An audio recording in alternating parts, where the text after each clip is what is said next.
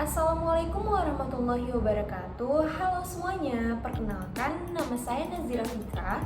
Saya dari mahasiswa Fakultas Hukum Universitas Syahkuala. Nah, di video kali ini saya ingin memberikan materi sekaligus menjelaskan kepada teman-teman semua mengenai salah satu ruang lingkup hak kekayaan intelektual, yaitu tentang hak cipta. Nah, bagi teman-teman nih, udah paham belum sih apa itu hak cipta dan apa sih sebenarnya ruang lingkup dari hak kekayaan intelektual itu sendiri? Nah, kalau belum, ayo tonton terus ya videonya.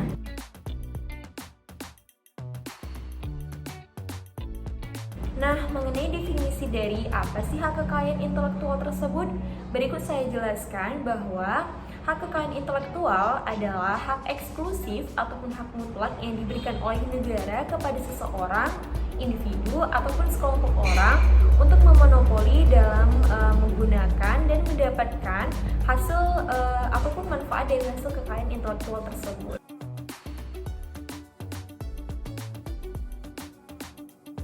Hak kekayaan intelektual pada umumnya berkaitan dengan perlindungan penerapan ide dan informasi yang memiliki nilai komersial. Nah, makna dari komersial itu sendiri artinya ada nilai ekonomisnya dan juga ada nilai jualnya, sehingga perlu adanya penghargaan dan insentif terhadap kekayaan intelektual tersebut. Nah, kekayaan intelektual itu timbul dari olah pikir manusia berupa karya baik di bidang seni, teknologi, ilmu pengetahuan, sastra, dan sebagainya. Jadi dapat disimpulkan bahwasanya hak kekayaan intelektual ini juga merupakan hasil kreativitas yang timbul dari olah pikir dari manusia itu sendiri. Nah, setelah mendengar penjelasan saya tadi, teman-teman semua pasti udah paham kan, udah mengerti mengenai konsep dasar apa sih hak kekayaan intelektual tersebut.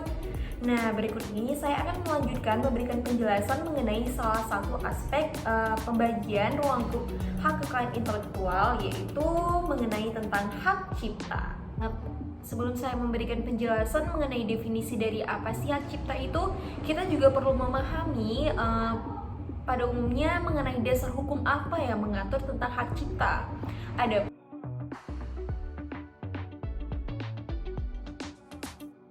Nah, dasar hukum yang mengatur tentang hak cipta itu diatur dalam Undang-Undang Nomor 28 Tahun 2014 tentang hak cipta.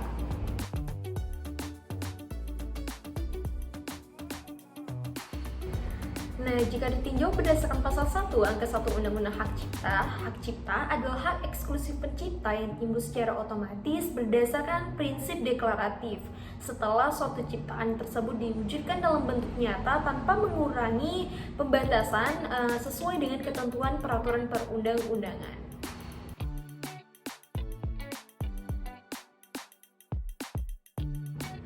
Hak cipta itu berasal dari ciptaan seseorang ataupun beberapa orang ataupun badan hukum yang berupa karsa. Daya dari mereka itu berasal dari intelektual manusia yang berasal dari olah pola pikir manusia itu sendiri. Sehingga ada teori penghargaan bagi mereka yang mampu menciptakan sesuatu hal-hal yang baru. Akan tetapi, perlindungan hukum pada hak cipta itu baru akan diberikan ketika hak cipta ini berbentuk ekspresi dari ide ataupun berbentuk wujud yang nyata.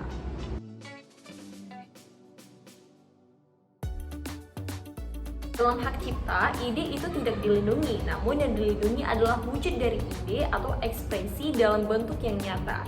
Contohnya seperti buku, itu merupakan wujud dari ide. Dalam hal misalnya isi dalam buku tersebut, mulai dari covernya, dari suntingan, ataupun mengenai isi dari buku halaman awal hingga halaman akhir itu ada sang pemiliknya, artinya ada yang sang penciptanya gitu, ada yang pencipta dari isi buku tersebut.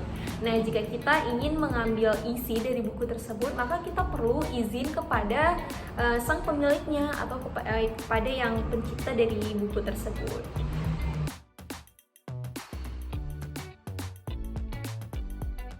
Perlindungan hak cipta itu bersifat negatif deklaratif. Maknanya bahwasanya perlindungan hak cipta itu akan diberikan secara otomatis ketika berbentuk ekspresi dari ide-ide dalam bentuk wujud yang nyata. Wujud yang nyata maknanya bahwasanya bisa dilihat, bisa didengar, bisa dipegang, bisa dilisensikan, dan sebagainya.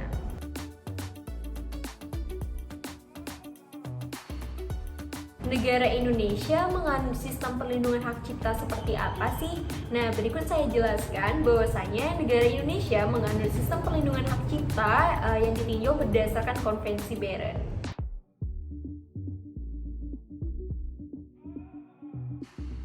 Pencatatan pada hak cipta untuk memperoleh perlindungan hukum jika ditinjau berdasarkan Undang-Undang Nomor 28 Tahun 2014 itu bersifat fakultatif. Nah, maknanya hak cipta itu boleh didaftarkan atau boleh tidak untuk mendapatkan perlindungan hukumnya.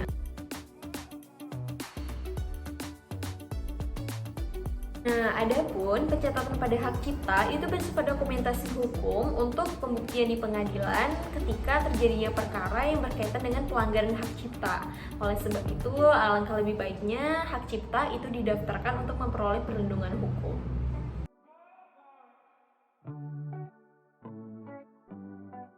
Dalam hak cipta, perlindungan hukum itu diberikan kepada pencipta secara alami. Begitu ciptaan tersebut lahir, maka sudah dilindungi secara alami kepada seseorang yang memilikinya.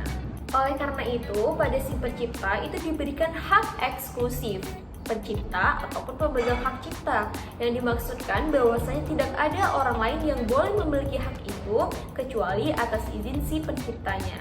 Maka berdasarkan dari penjelasan saya tadi bahwasanya perlindungan hak cipta itu berdimensi hak moral dan hak ekonomi.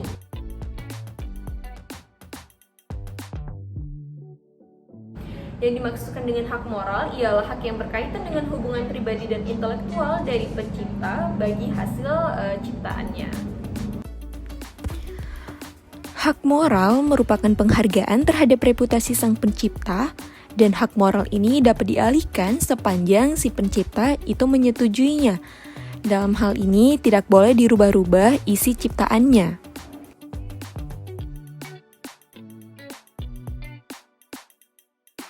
Nah, sedangkan hak ekonomi ialah merupakan hak bagi pencipta untuk memanfaatkan ciptaannya sesuai dengan norma yang telah diatur oleh undang-undang.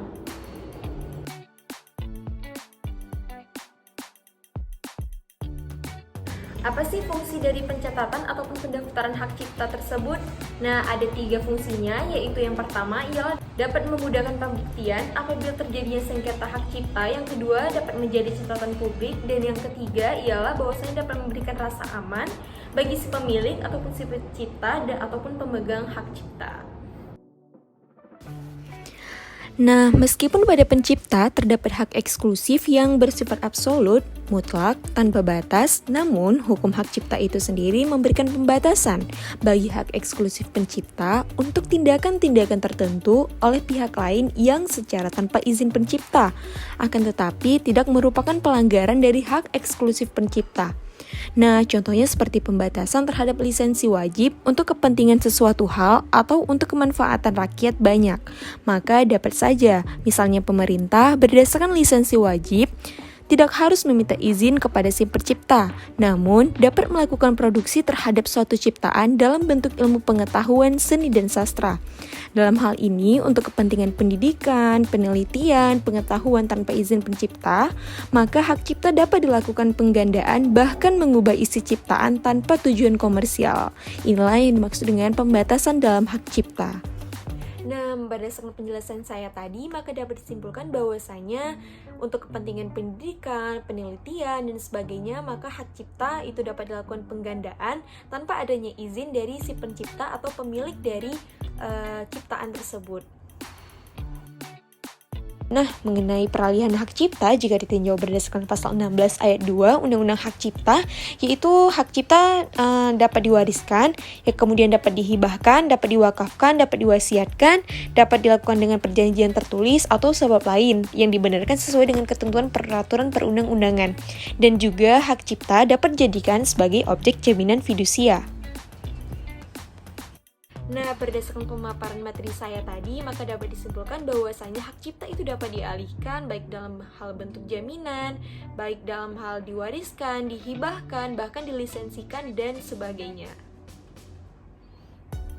Nah, sekian pemaparan materi dari saya mengenai tentang hak cipta. Video ini dibuat atas pemenuhan tugas yang diberikan oleh dosen saya, yaitu Ibu Dr. Sri Walni Rahayu, SHM Hum. Semoga bermanfaat bagi teman-teman semua dan bagi kita semua. Wassalamualaikum warahmatullahi wabarakatuh. Dr.